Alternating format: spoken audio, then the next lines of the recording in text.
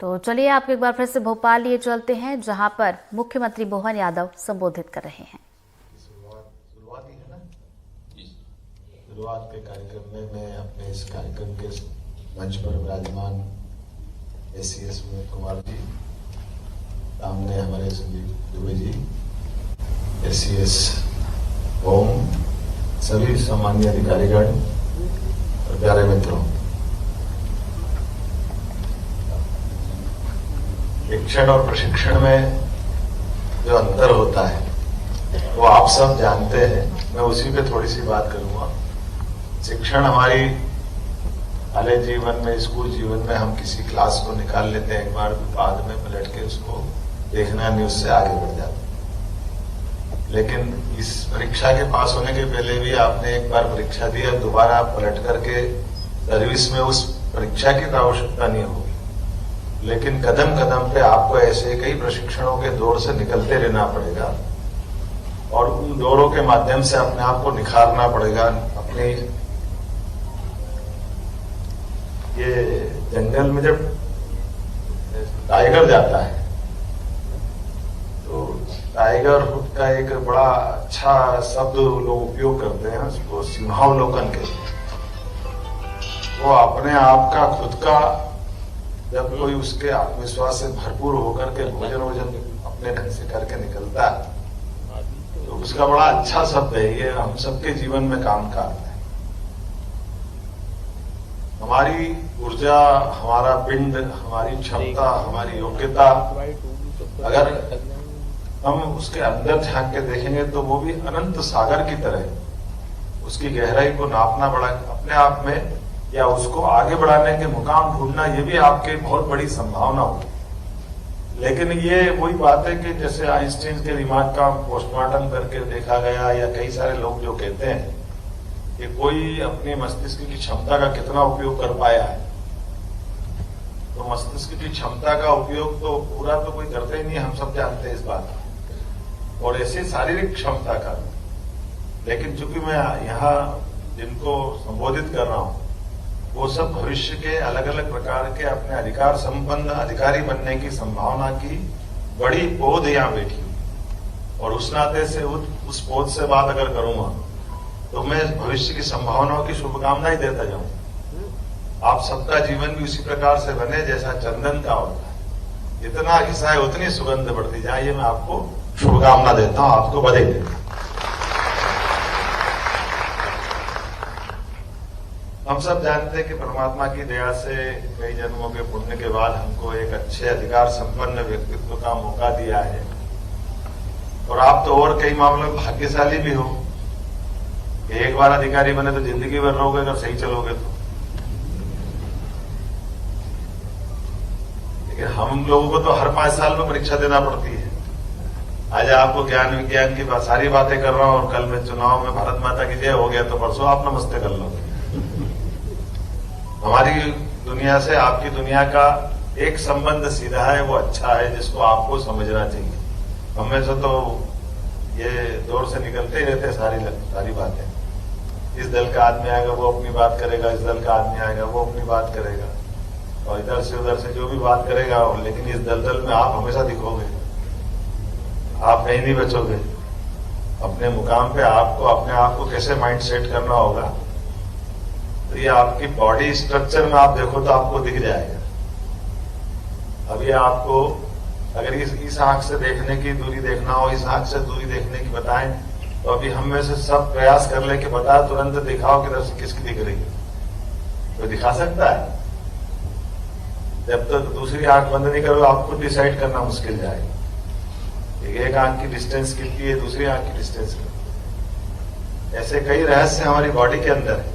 ये आपको अपने वो सारी चीजें जब आप काम करने जाओगे तो आपकी फाइल में दिखाई देगा कि इसकी गहराई कहां तक है, इसकी दूरी कहां तक है, इसका इफेक्ट कहां पड़ने वाला है। आप कुछ करो तो करने का और न करने के बीच का। लेकिन मैं एक शुभकामना भी जरूर दूंगा। इस दुविधा में हमारे कई मित्र उसको टालने में विश्वास करते हैं, इसको कैसे बचो जाए, तो टालते वो जो कायर होते हैं। कायर नहीं बनना, बहादुर बनना। हमको लगता है कि सही है तो जरूर उस दिशा में बढ़िए। जब आप सही उस दिशा में बढ़ते तो आपकी साख बनती, आपकी पहचान बनती, आप में आत्मविश्वास होता, परमात्मा का विशेष आशीर्वाद मिलता, उसकी सफलताओं के झंडे कैसे गढ़ते हैं, ये अपने वर्तमान में शासन प्रशासन की व्यवस्थाओं के माध्यम से आज भी और अतीत के काल में भी देख सकते। कोई इससे डरने की जरूरत नहीं। एक नहीं, कितने उदाहरण बने लगातार। हमारे यहाँ उदाहरण है, आप ध्यान दोगे, अपने यहाँ अजीत डोभाल का उदाहरण है, उनका भी ऐसे ही कोई प्रशिक्षण हुआ होगा, ऐसे ही कोई अधिकारी थे, लेकिन आज उनका नाम ही काफी है कि नहीं। 2-3 नाम लूंगा आज के, बाकी अतीत के कुल नामों की तुलना कर लेते। एक अर्जुन मेघवाल जी आते, कानून मंत्री, कौन कौन जानता है उनको, जरा हाथ जो पहचानता उनको बताया, जो प्रशिक्षु बता वो बता दें क्या है उनकी पहचान, क्या है अधिकारी है, कैसे नेता है, क्या है, कहां से चुने गए थे, पहले क्या करते थे, कौन बताएगा? बता, हाथ खड़ा कर। ये आप बता रहे थे कुछ? आप हाँ बता दें। राजस्थान में कहां से सांसद है? चलो किसी भी, आप इनके तीसरे नंबर वाले आपके दोनों, हाँ बताओ, इधर देना माइक, देना भाई जरा इधर एक माइक इधर घुमा, इधर आप पीछे से आते हो ना, आप लोग भी इधर खड़े रहो, सुनो इधर आओ, माइक वाले यहां से देखते रहो, आंख में डाल के, जो देख रहा है हाथ उठा रहा है उसको बताओ। सर वो के बाद वो तो फिर सर्विस में कितना टाइम रहे, छोड़ी पे अब कैसे, क्या मालूम है? जानकारी, इसको जानकारी है।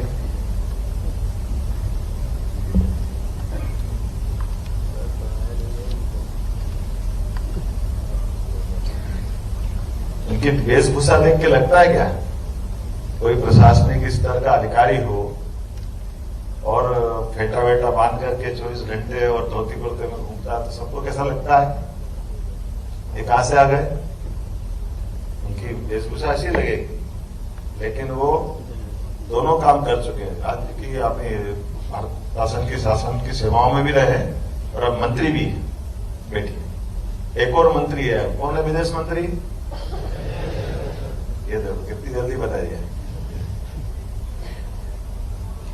तो हमारे में से ये जो उदाहरण अभी भरे पड़े, इन उदाहरण से ध्यान में आएगा ना आपको। अधिकारी बने तो अधिकारी बनने के बाद एक, इसके पहले सिन्हा जी थे, आजकल वो विवादास्पद भी है, लेकिन उनका एक डायलॉग बड़ा काम का है। बिहार में किसी मामले में कोई मंत्री से ठग गई उनकी, तो उन्होंने नौकरी को त्याग पत्र दे दिया। उन्होंने कहा ठीक है, अब मैं आज से छोड़ता हूं, तुम तो कभी नहीं बनोगे, लेकिन मैं तो ये भी बन गया, तुम बोलो मैं भी बन जाता हूं। लेकिन ये उदाहरण मैं आपको ऐसी लड़ाने बढ़ाने के लिए दे रहा हूं, या आपके कॉन्फिडेंस बढ़ाने के लिए दे रहा हूं। विक्रम और बेताल की कहानी किसने किसने सुनी होगी? तो नहीं क्या है कहानी विक्रम बेताल की? कौन विक्रम बेताल का थोड़ा जिसको इतिहास मालूम है कि बेताल क्या है, कौन बताएगा? ये भी कॉन्फिडेंस चाहिए, भले गलत बताए, बता तो सकते, दम तो चाहिए इतना। हाँ बताओ। बेताल एक प्रेत था सर, पेड़ पे रहा करता था। अच्छा, राजा विक्रम उनको लेने गए थे, अगर वो बोलते तो वो फिर उड़ के चले जाता था फिर। चलो मैं ये बता दूं, अगर आप गलत बोल रहे हो तो हो सकता है सर। सही कौन बताएगा?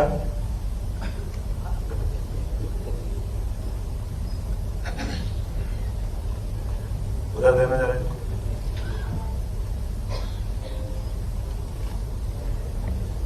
हेलो, नमस्ते सर।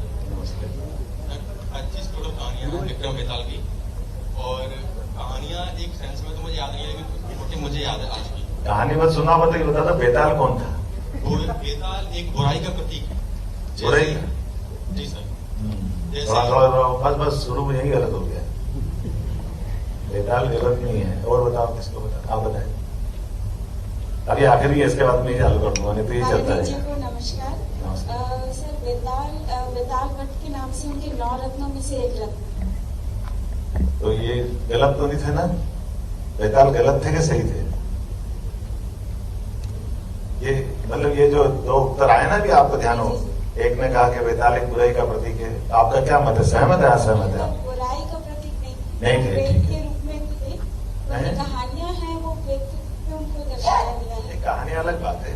अभी आपने एक अच्छा विषय लाए थे कि वो नवरत्नों में से थे, तो नवरत्नों में से 8 फिर भूत होकर फिर अगर उनमें एक वो भूत हुए तो हो गए कि नहीं हो गए? इसका मतलब क्या? आपका उत्तर ये है, चलो मैं ले लेता हूं, मैं बताता हूं आपको। मैं वो आपके काम की बात बताता हूं और ये मैं खत्म कर दूंगा, मेरे पास तो बहुत सारे आइटम इस चल ही करते हैं। बेताल और विक्रम ने अपने पराक्रम से, सुक्रम से अपना शासन की सारे व्यवस्थाओं को सुव्यवस्था में बदल दिया। तो जब एक व्यक्ति अपने पुरुषार्थ पराक्रम से शासन के सूत्र हाथ में लेता, तो अगर वो समझदार होगा तो वो अपने ऐसे सुयोग्य लोगों की मालिका बनाता आसपास, अपने मंत्रिमंडल के, अपने अधीनस्थ सारे सक्षम अधिकारियों की ढूंढ ढांड करके काम देता है। ऐसा भी उसको माना जाता है कि वो नवरत्नों की आविर्भाव जो हुआ वो विक्रम के टाइम से हुआ। बाद में हर शासक ने ऐसी अपनी कल्पना कर ली। अब चूंकि जब नवरत्नों की बात आती तो तुरंत समझ में आ जाता कि वो टैलेंटेड होंगे तभी तो उसमें आएंगे, है ना ऐसा? तो अभी आपने कहा कि विक्रम भी उसी में से थे, तो अपने आप आ गए। अब ये भी एक बात सही है कि जो सक्षम आदमी है, सुयोग्य आदमी है, अच्छा समझदार आदमी है, तो अगर शासन के शासक की बुद्धि से उसका तालमेल नहीं बनता है, अगर उसका तालमेल नहीं होगा, उसकी समझ नहीं होगी, या कई बार वो परिस्थितियां सब विपरीत हो जाती, तो अच्छा आदमी क्या थोड़ा सा हट जाता है। ऐसा मानने वाले बहुत कम है, लेकिन हमारे यहाँ भूत प्रेत की कहानी बना देते ना। जैसे चंदा मामा आती थी तो विक्रम बेताल की कहानी शुरुआत करने के लिए वो सालों साल पता नहीं कितने 1500 कहानी बना दी होगी। असली में तो केवल 25 कहानियां होंगी, और ये 25 भी कहानियां, उन कहानियों का प्रत्येक आखिरी में जाकर के लपोलुभाव आपको ध्यान में आएगा। तो वो बुद्धिमत्ता के उत्तर की अपेक्षा के साथ कहानी की जा रही। प्रश्न से शुरुआत होती है, समाधान से खत्म होती है उत्तर देने के बाद। तो ऐसे विक्रमादित्य का जीवन का वो बड़ा जो रोचक प्रसंग है, उस प्रसंग का सार ये है कि विक्रम एक बहुत बेताल, बहुत बुद्धिमान आदमी, और विक्रम वो व्यक्ति जो प्रशासन के सूत्र हाथ लेकर के ऐसे कई सारे लोगों के बीच में अपना जीवन एक पहचान बना भी रहा है। लेकिन वो बहुत बहादुर है विक्रम, और उदार भी उतना ही, दानशील भी उतना ही। तो उदारता, दानशीलता, पराक्रम, पुरुषार्थ, ये गुण होना अलग बात है। लेकिन कभी कभी जैसे ज्यादा पहलवान लोग खुले होते हैं ना, ज्यादा ताकतवर लोग, तो विक्रम का एक पाठ ये भी जीवन का था कि वो उदार बहुत थे, जो मांगे देने के लिए तैयार है। तो विक्रमादित्य को जब लोग मैदान में नहीं हरा पा रहे तो कुछ न कुछ करते हैं। तो एक षड्यंत्रकारी विक्रमादित्य के पास आकर के साधु के वेश में उससे दान मांगता है कि मेरे को इसका कुछ दो मेरे को। तो वो विक्रमादित्य कहता मेरे पास जो मांगोगे मैं दूंगा।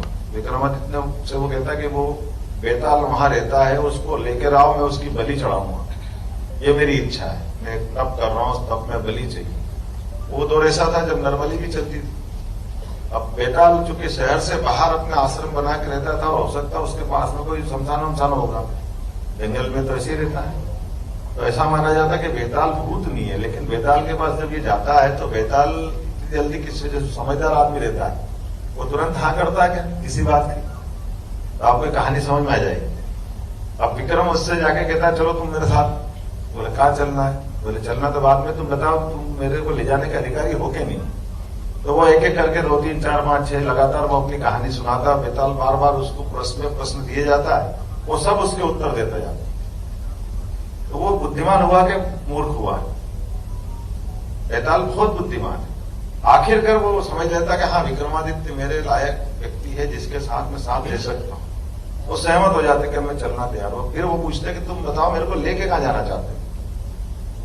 तो बेताल को विक्रम बता देते कि भैया वो मेरे पास एक सन्यासी आया, वो आपको चाहता, तो मेरा काम उसको देना, ये तो इसीलिए बस इतनी सोचता हूँ। तो बेताल कितना होशियार है ये हमको समझना चाहिए कि बेताल उसको काम में लगाता रहता है बार बार, लेकिन ये पीछे से जानकारी निकालता कि ये मेरे पीछे क्यों पड़ा है।